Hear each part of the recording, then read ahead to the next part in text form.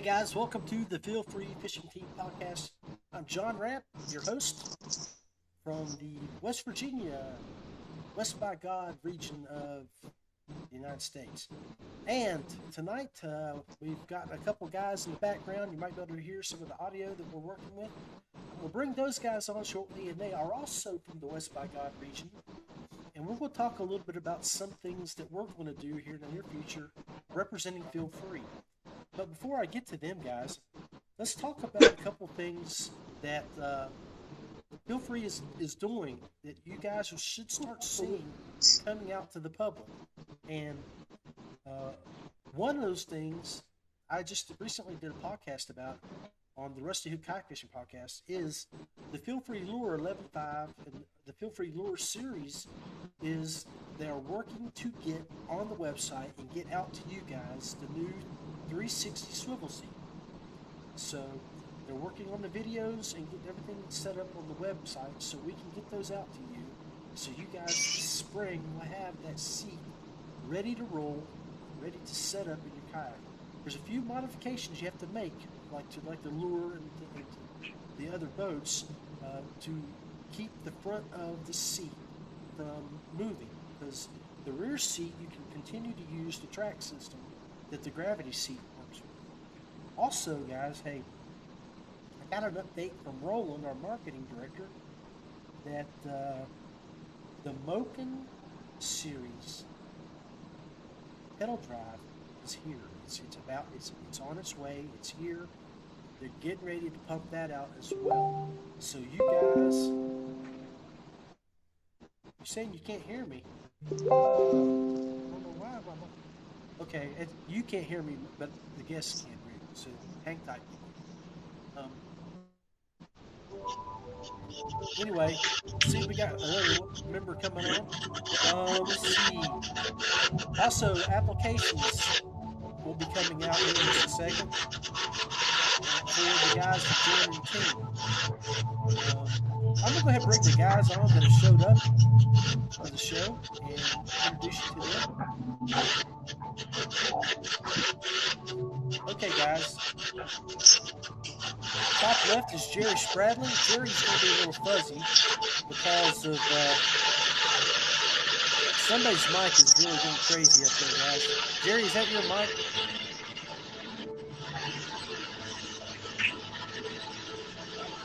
All right, Rick. Got Rick Garavoy we got Rick on the bottom, Jerry to the top left, and Craig on the top right. Guys, how are y'all doing tonight? Hey. They're good. Yeah, everybody good. Can everybody hears me well? I can now. Yes, sir. Outstanding. Okay, well, we had a little bit of feedback there, but I think we took care of it. So, Craig, tell us, we'll get started with you, brother. Tell us a little bit about what you're doing down in North Carolina. I know you have your own little charter service that you feature the FeelFree kayaks. Tell the FeelFree fishing world a little bit about what you do and what you can do and what you're... Yeah, absolutely. I actually just got off the water. I was out all day today and did really well. The weather's been awesome down here.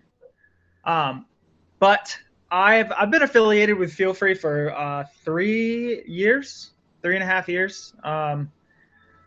I had bought my first FeelFree, I think 4 years ago. It was a lure, and that was before Waterways opened in West Asheville. So I actually went to the grand opening of Waterways and was actually chatting up Joe and Jim and Joel and all those guys and didn't even know who they were.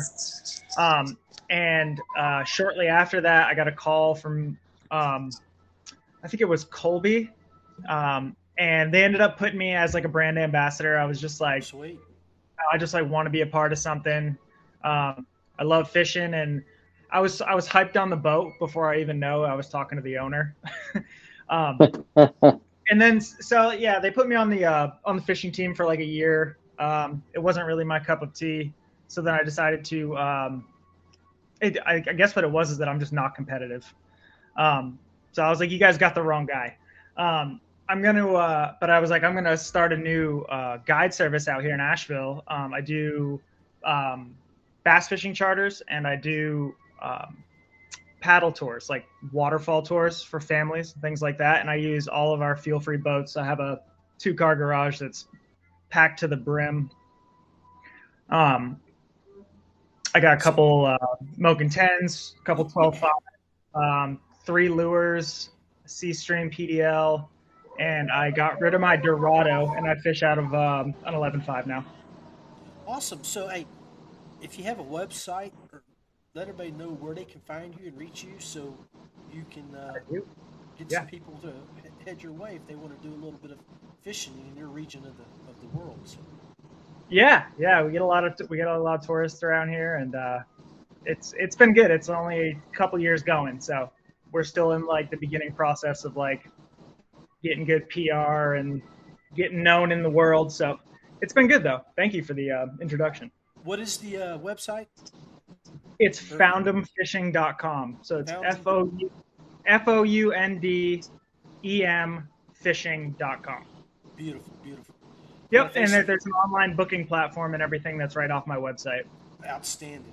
So, do you specify, or when you take your clients out, is it basically bass fishing, or do you?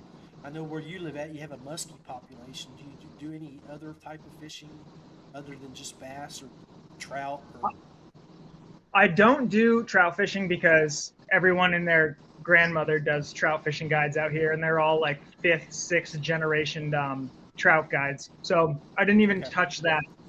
I don't touch the muskie just because it's so hard to go out and catch a muskie on like a 6-hour trip. You know, it's like if you can throw 10,000 casts in 6 hours, you might have a shot at one. But I generally just do bass fishing. I do largemouth and spotted bass a lot in a lot of the lakes down here. And then, you know, if there's like a couple kids that want to go out and throw a line in the water with a bobber, like we'll go out and catch a bunch of brim.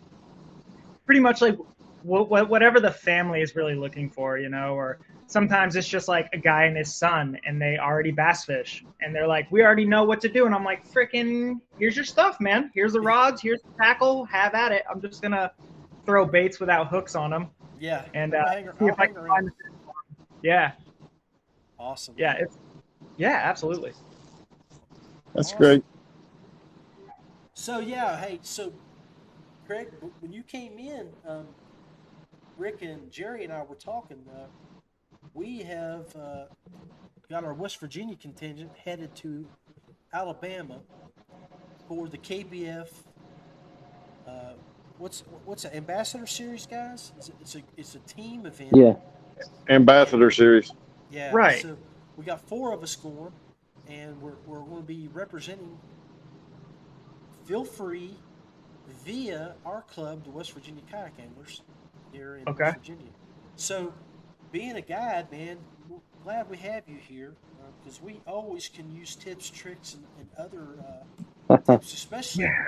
You know, you're down there in that North Carolina water, a little warmer water than what we're used to. I mean, Jerry can tell you that Rick's had a lot of good success, but Jerry can tell you, me and him, we've struggled here and there because we're not power fishermen like Rick is. He throws crankbaits. That's why he's got an arm about that big. You know, he's got.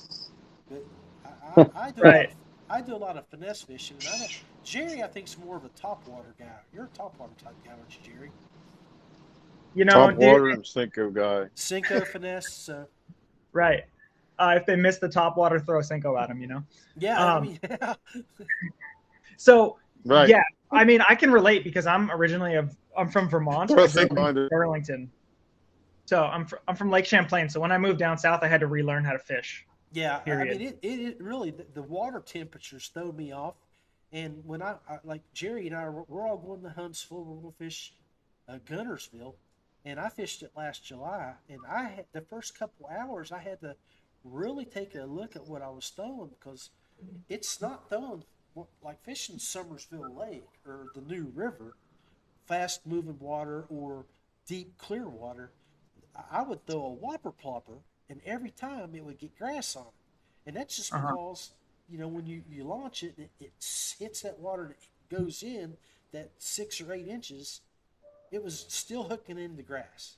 So I'm like, Yeah. wow, I got to figure out how to throw this to where I can not launch it every time I come back with no action on it because of the Right. You cast. just waste the cast. Yeah. Yeah, yeah.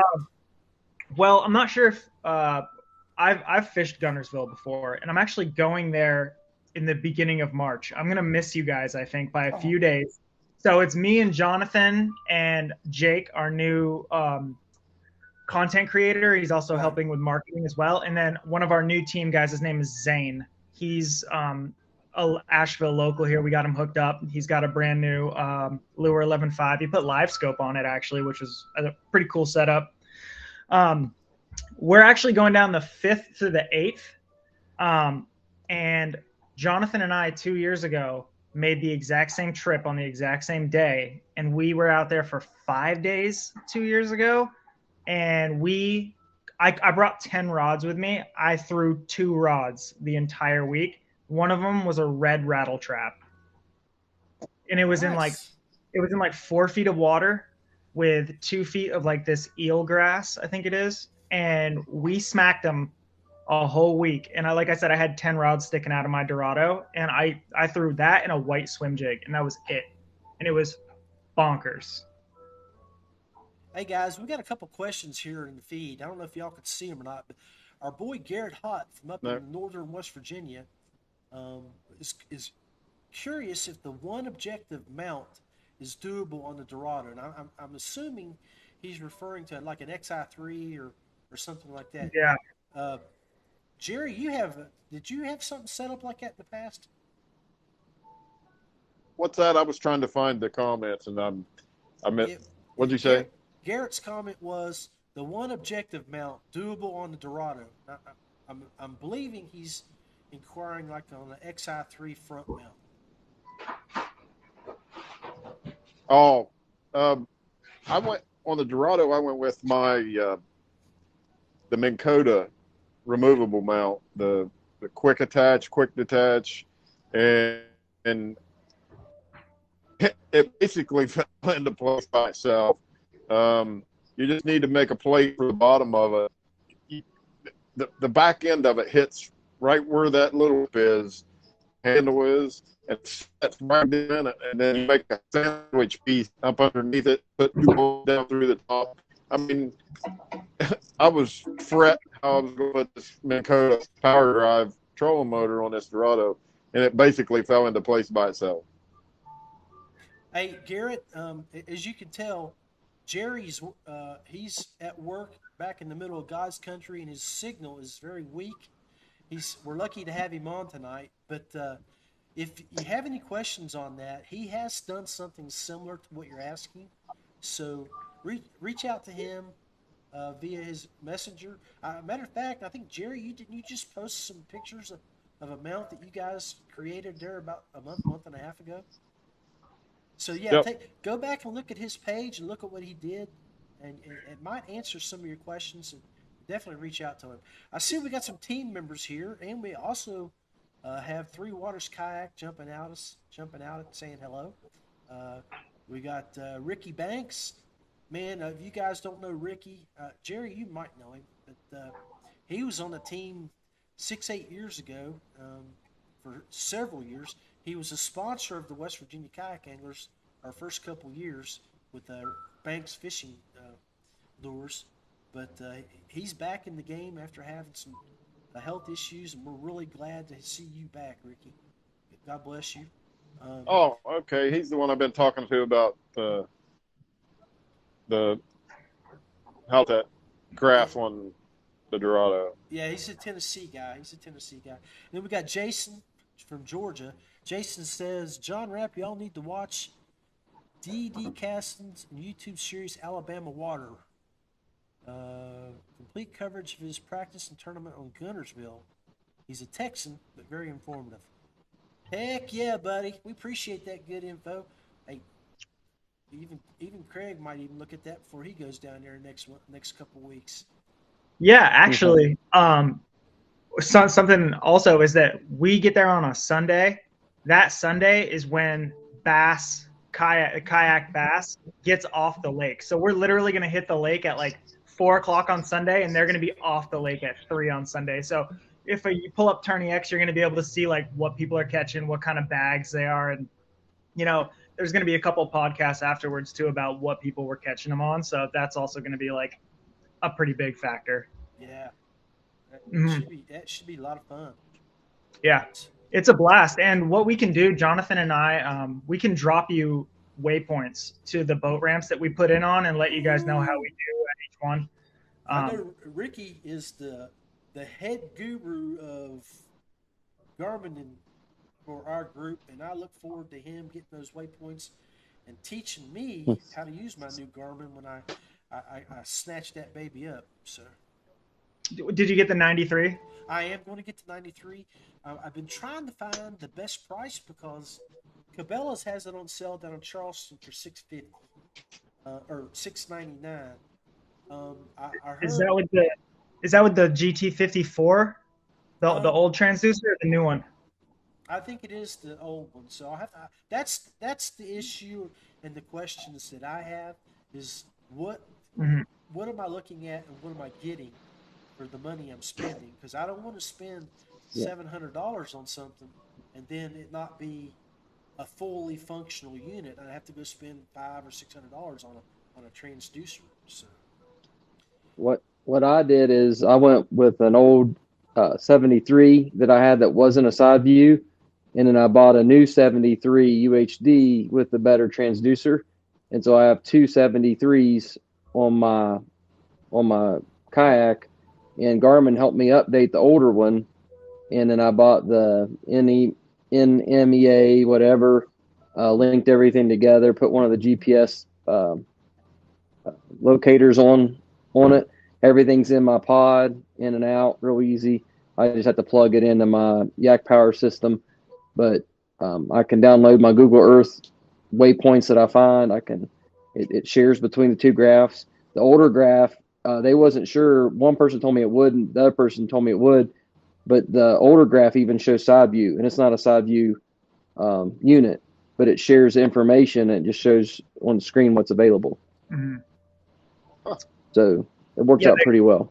I have the 93 SV and I have the old transducer, and I also bought it on sale. I bought it on sale probably, I think it was around Christmas actually, or something like that. Black Friday. Black Friday. Like right. I bought that and put it on there. I love it. I mean, it's not the new transducer, but it's fully functional. The thing is that they were just getting rid of their back stock, so they just were putting that out there, like, hey, like it's $650 instead of $1,000. So I have the head unit. If I ever want to go ahead and update the transducer, I will. But like that 54 transducer, the old one, is awesome. I love my Garmin. Yeah, I was a Lowrance, I did get, and I will never go back. Well, that's what I have. I was able to get the. Yeah. Go ahead. I was able to get the upgraded transducer, but one of the neat things you could do is find businesses. I think it's Tackle Direct out of Florida. A couple other places they have Amazon Pay. So if you have an Amazon card on your Amazon Prime, they offer something called Amazon Pay, and they offer the same 6 months or year, no interest. And, nice. And you're able to. So whenever I'm upgrading things like that, I look for that Amazon Pay, and I try to find companies that support that, and then I'm able to, sell a couple rods here and there, and just kind of figure a way out to pay for it. But it works out pretty well that way too. That's as soon as all that stuff's paid for, that's what I'm gonna pull the trigger on Live Scope is. In the same way, Amazon Pay and through one of those places that have it for the same deal. Okay, I'm looking at the ad that Cabela's in Charleston has. Mm-hmm. It says the EchoMap UHD 93 SV Fish Finder chart plotter. Yep, that's what I have. So the 93 SV is the old unit or the new unit? It's the head unit is the same. The head unit is the same. They've just made a new transducer for it. So that transducer will work like on the 93 SV, it'll work on the 73 SV. So it'll work on the 7-inch or the 9-inch. What it is it's just a brand new more high definition transducer that they made for it. Okay, so the 93S. That There's part's right the part you're. That's just basically a 9-inch screen. That's where I thought that was the actual Yeah. transducer. Okay. That's No, 73 is 7-inch, which is Okay. these. That's pretty Yep. sweet. And then the 54 is one of these. I think this is what the 56. That's the updated one. That's the new one, yeah. 58, something like that. It's the 56, yeah. So That's a nice rig. anyway, that's what. So guys, this is if you guys out there are wondering what a really how to use your FeelFree fishing pod, that $49 pod right there, you can really rig it up. That's a pretty legit setup right there. Is that for is that on a 13.5? Is that what you have, the lure 13.5? Yeah. Nice. That's awesome. I'm assuming there's a And motor. then Oh yeah. yeah, I have a Torpedo. He's Nice. an 1103. So here's my power for my units through my yak power, and then this is the power for the NMEA whatever 1000 that powers my GPS that's mounted there, Right. and then the everything That else one is in here. looks- Mine came to mail. Do you run What's both those that? screens off one battery? Yeah, I use a Z Pro 50 amp hour. Use a 50 in there? Okay. Yeah, it's in my front hatch, and then I run my Oh. GoPros off of it or my Tacticams, and then you could get by with a 24 or 30.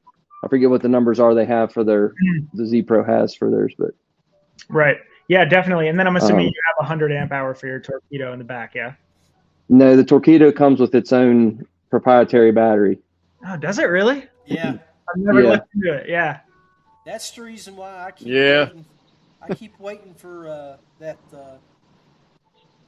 300 NK300 to come out, but I noticed that the shipping dates are in March for that, where the guys have been ordering it in January. So I guess I'm going to be rigging up my 11.5 with my NK180 for the next 3 or 4 months for our tournaments. One of the other things with the Garmin's, not to change the subject too much, but I've heard a lot of people running 2 medium-sized batteries, one for their live scope, one for their graph, just to say there's some interference that they're getting that I've heard about, and you get a crisper picture if you run them off separate batteries. So that's something to consider. And you never want to use the same battery that you're using for a trolling motor for your unit. So, I mean, you're getting into a little bit more complexity having 2 or 3 batteries, but it's just a better overall experience. Yeah. I run 2 batteries on mine because I use the FeelFree motor, and then I have an amp outdoors 19 amp hour in the front, and then 55 amped outdoors lithium in the back. So yeah, I don't want to pull off the same battery to do those things, because when you flip on your trolling motor, it can cause Lines. Yeah, it's like a disturbance from pulling from 2 big things like that. Mine, when I turned mine on, I did that. My battery, or my graph, and my motor off the same battery, and as long as I was running the motor wide open, it didn't do it. But if you cut it back any whatsoever, it put the lines in. Hey guys, let's hold that thought. Let's take a quick break and do an angler profile, and then we'll come back and we'll talk a little bit more with Craig and Jerry about how you guys rig your motors, your FeelFree overdrives, how you use your batteries, and I want to hear you guys talk about if you've had the opportunity to lay your eyes on the new battery box. Sounds good. All right, guys, hang tight. We're going to be right back. We're going to take a quick break, and then I'm going to bring back the 3 guys from our fishing team panel to talk more about the FeelFree overdrive.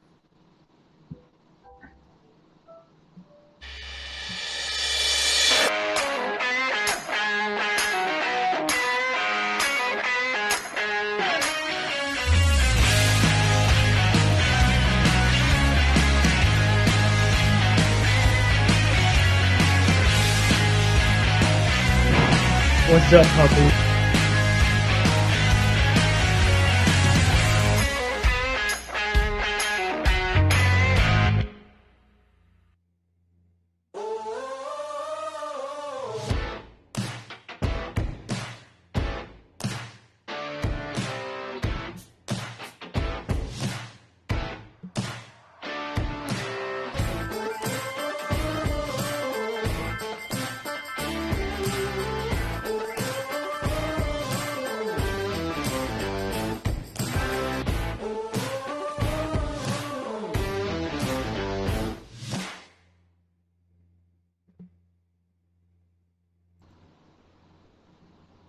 All right, guys, this is John Rapp, the host of the FeelFree Fishing Team Podcast.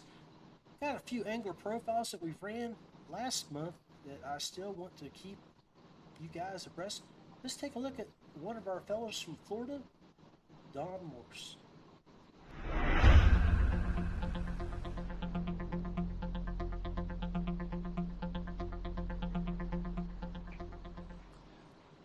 I learned to fish when I was 2 years old. You hear me, John? A worm and a bobber with mom and dad on the side of local ponds in Michigan.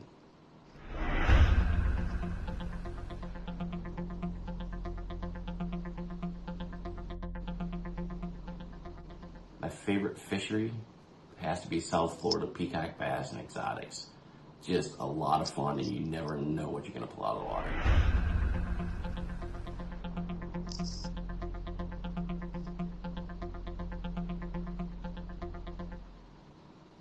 My favorite fishing technique, pretty much any kind of worming. I love throwing speed worms. I like covering a lot of water fast, and it really produces down here in Florida.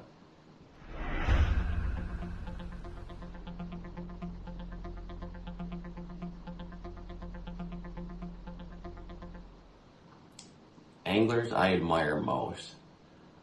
On the professional side, I would have to say John Cruz. He's a super humble guy. He has a huge heart. He's a heck of a fisherman. On the kayak side, I'd have to say my buddy Sherman Bishop. Not only is he a great guy, a great mentor, but he's also the guy that got me into kayak fishing.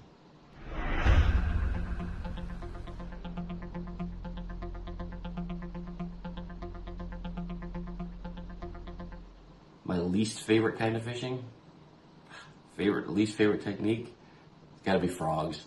Although 2023, I'm gonna throw a lot more frogs. I'm gonna learn frogs.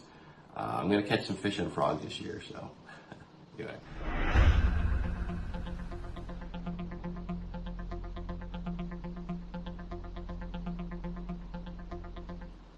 If I could pick anybody to go fishing with for a fun day of fishing, I would have to say Phil. Hey guys, I'm going to run out to my car real quick. He's very late. I actually have one of my He's battery very boxes, and I short. actually have a tackle Fellowship box and that's laugh specific would be for amazing Gunnersville. for a day of fishing.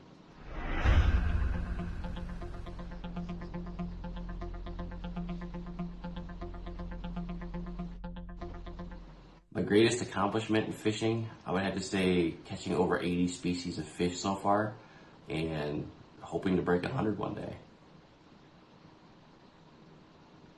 All right, guys, John Rapp back, live, raw, unfiltered here on the FeelFree Fishing Team Podcast.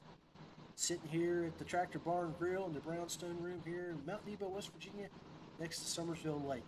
See, we got several team members and some friends and followers making comments here on the page. Lucas, glad to see you. We got Garrett, Ricky, Jonathan, Josh, Jason, all making comments. We appreciate you guys hanging out with us here on the show.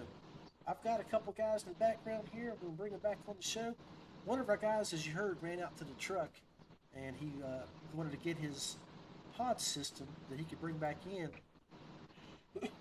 and show that. So we've got top left, we have Jerry Spradling from West Virginia, and another West Virginia boy at the bottom, Rick Garvalia.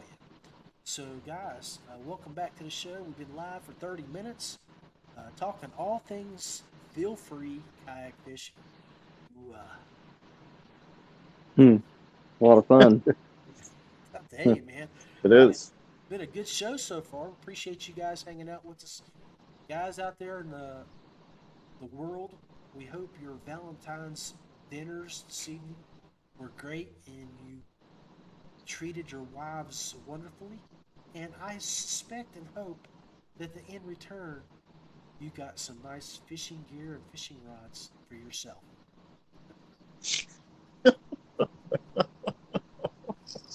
Rick, what you got back there, buddy?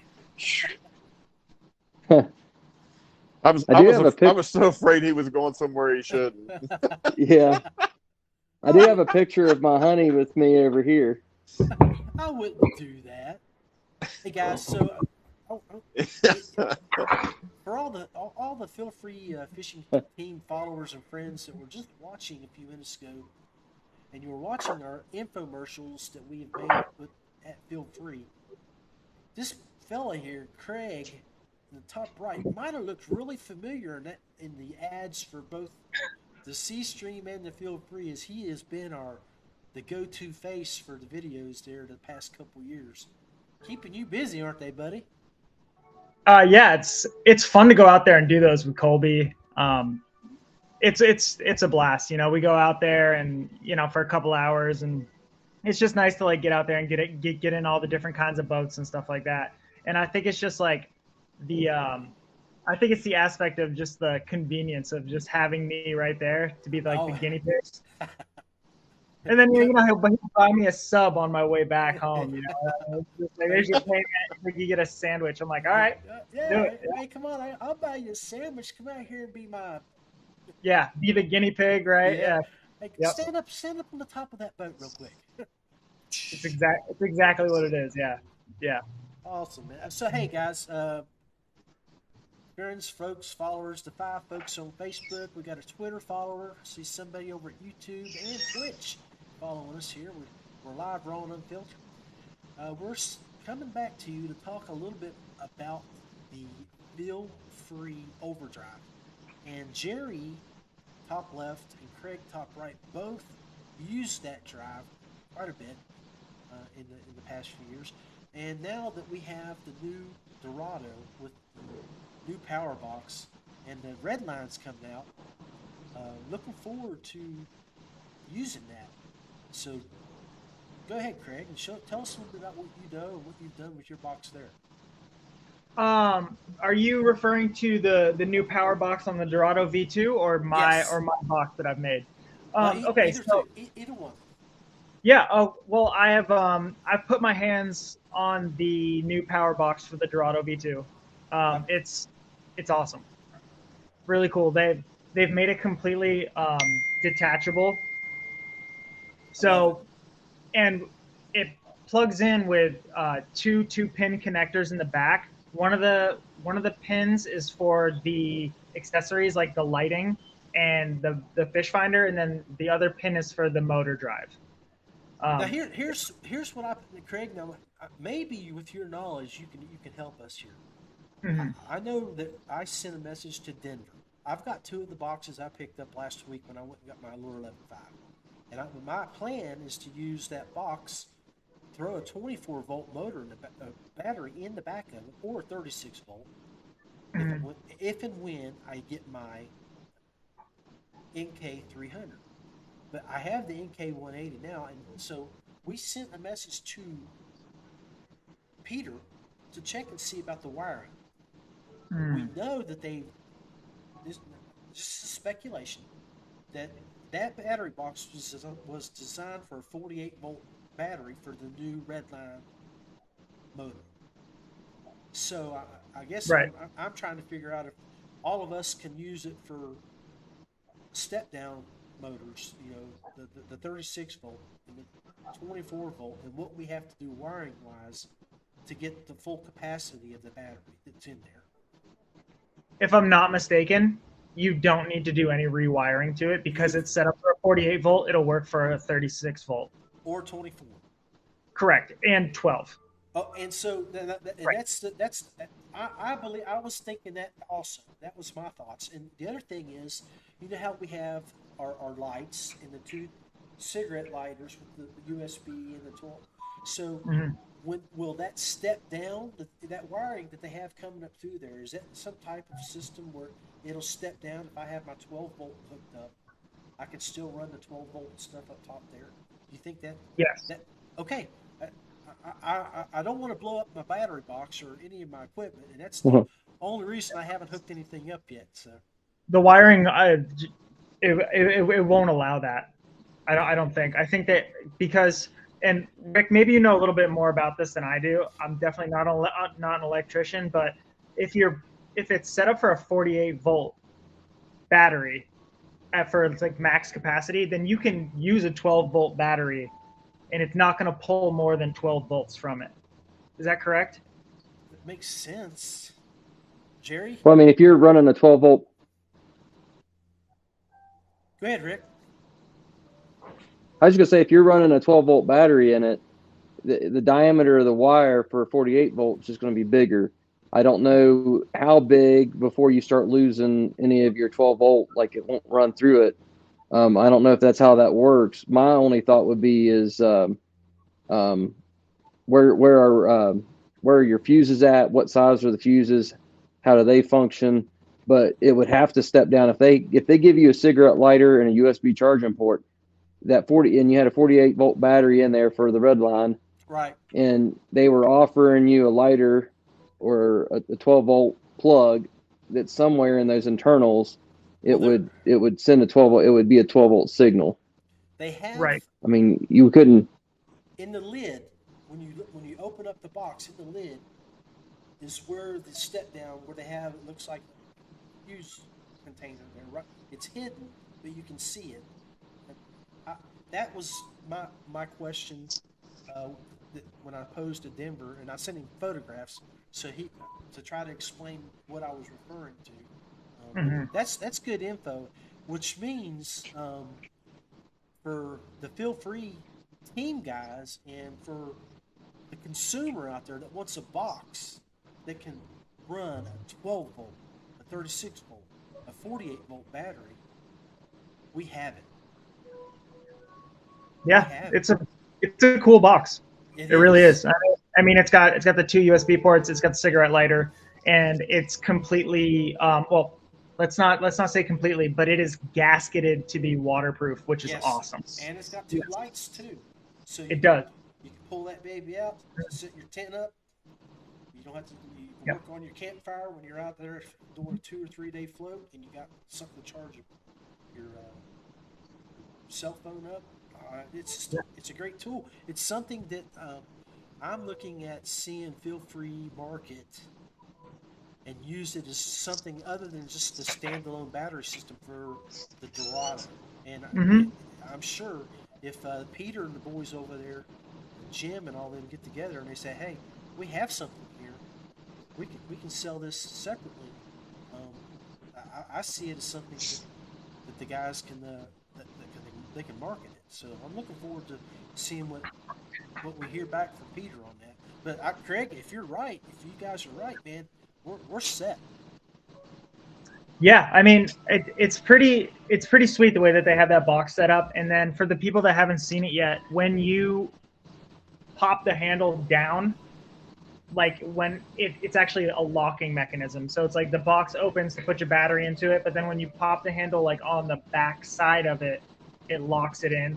So the box can't open at all, and that's what kind of gives it that like water resistance. I think it's going to be a hit. I mean, I didn't think about it until I think I saw a post on the user page. Maybe it was you, John, that put it on there, of setting it in the back of different boats. Yes. It makes perfect sense. It's already hooked up to a 2-pin. So, I mean, it's pretty universal. All we have to do is somebody like Rick that uses that yak power system, you can take that 2-pin, plug it in, you can run something up front like an XI3 or whatever. Yak power off. Yak power actually has a cable that you'll want to. It reverses it, and you would plug into that, and then plug into your yak power system. But you got to make sure you have that cabling system for that. Awesome. That's right. So that it plugs into the system. Awesome. Yeah, I have a box that I made. This is for my fish finder in the front.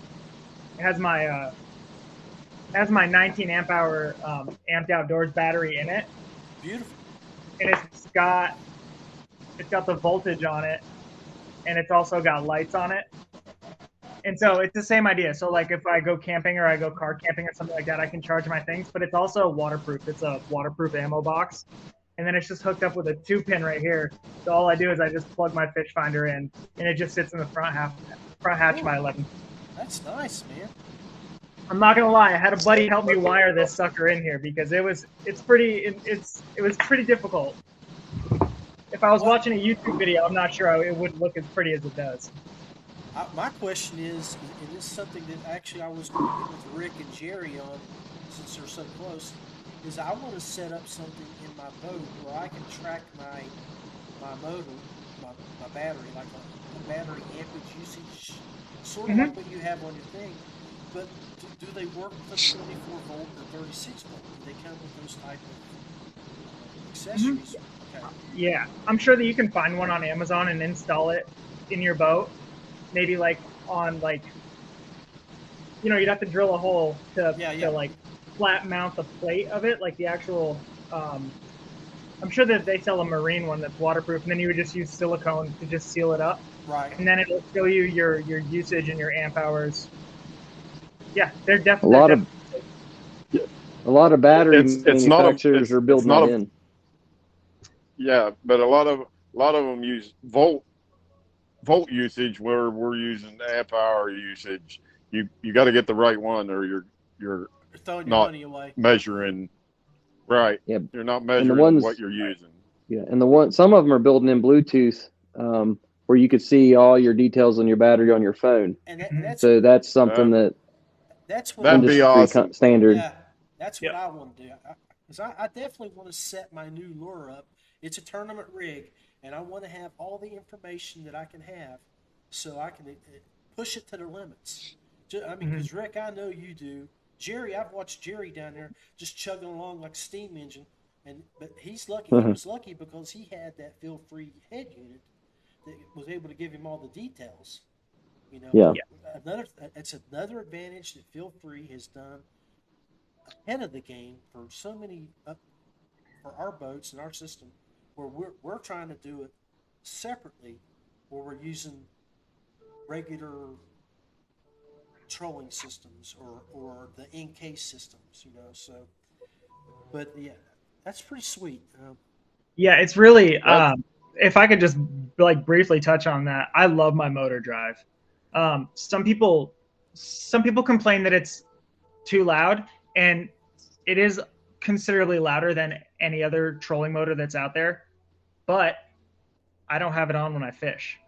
So I use that motor to scoot across the lake, and I kill it 100 yards from my spot that I'm going to fish at, and then I just go in silent on the pedals. And it's so convenient to have both, so that you're not constantly like riding on a motor to kind of like just do, how am I trying to say this?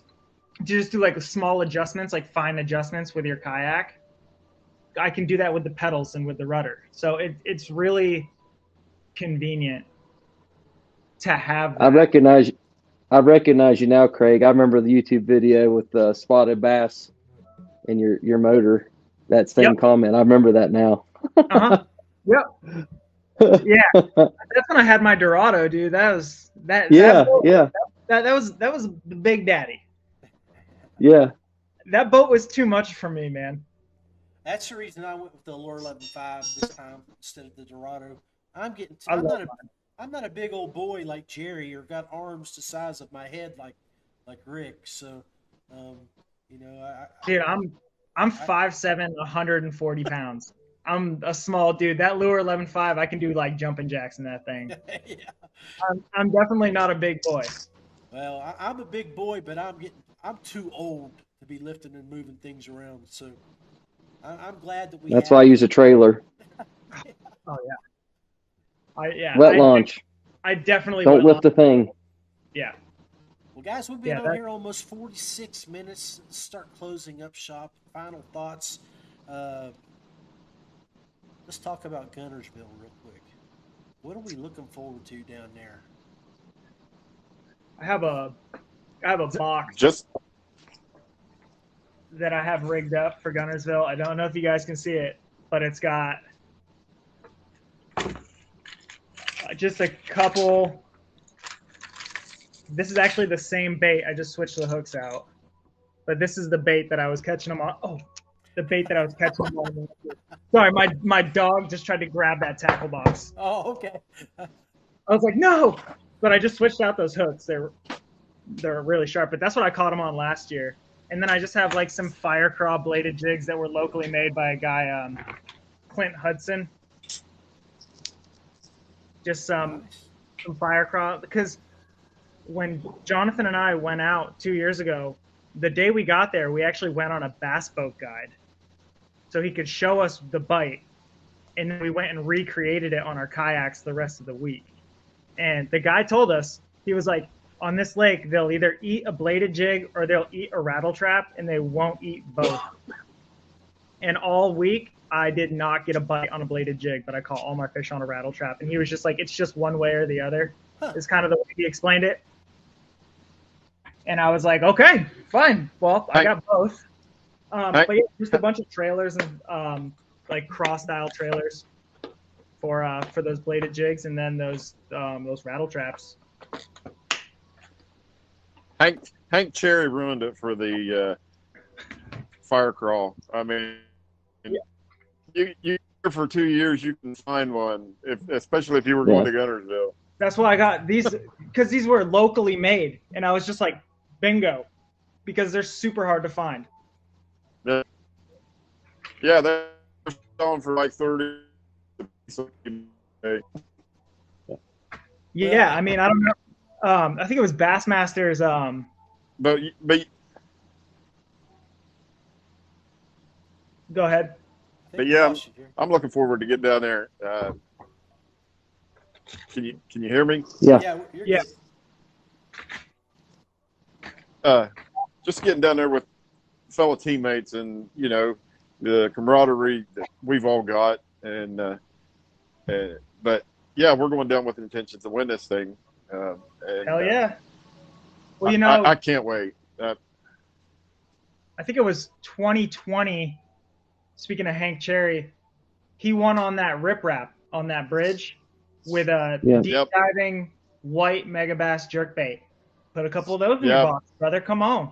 They're already in there. You know that Rapp has been fished to death since he won it on that. Oh, you know it, yeah. Absolutely. Jonathan found it on Google Earth, and he was like, "We're going." And I was like, "All right, I got jerkbaits in my box. Like, let's go."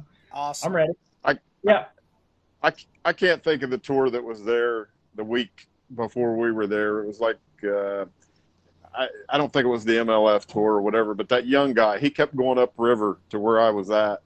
And I was practicing one day, and it was the last day of their competition.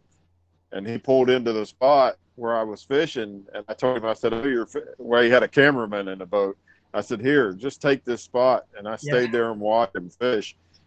I asked him how he was doing, and he said he was doing great. And I watched him. He kept going downstream, and I just had to leave him alone. I wasn't bothering him. I was just watching. And I stood upstream. I said, are you going back upstream? He said, no, go ahead and fish. First cat, like a 3.5-pound smallmouth tree. Remember, I looks at me and just drops that. Nice. That's awesome. Awesome, man. All right, guys. Hey, I appreciate you guys taking 50+ minutes of your time tonight to hang out here on the FeelFree Fishing Team page. Craig, we're glad to have you, buddy. Hope you'll come back and hang out with us more often. Yeah, absolutely. Yeah, just let me know. I got stuck in traffic. I was racing home from the lake, and I got here at like 8:03 and signed on. So I just barely caught you guys. So you guys have a great evening, and thank you again. Hang tight there for a second. We'll do our closing credits, and then we'll maybe chat a little bit off camera. All right, guys. John Rapp, you got to meet a few of the guys from North Carolina and West Virginia here tonight as we did our February Valentine's edition of the FeelFree Fishing Team podcast. I hope you enjoyed the show. Hope that you will come back next month in March when we do the show. I'm not sure exactly where I will be, but we might be doing it from Guntersville if it's the second Tuesday of March. If not, we'll be doing it somewhere, and we will see you then.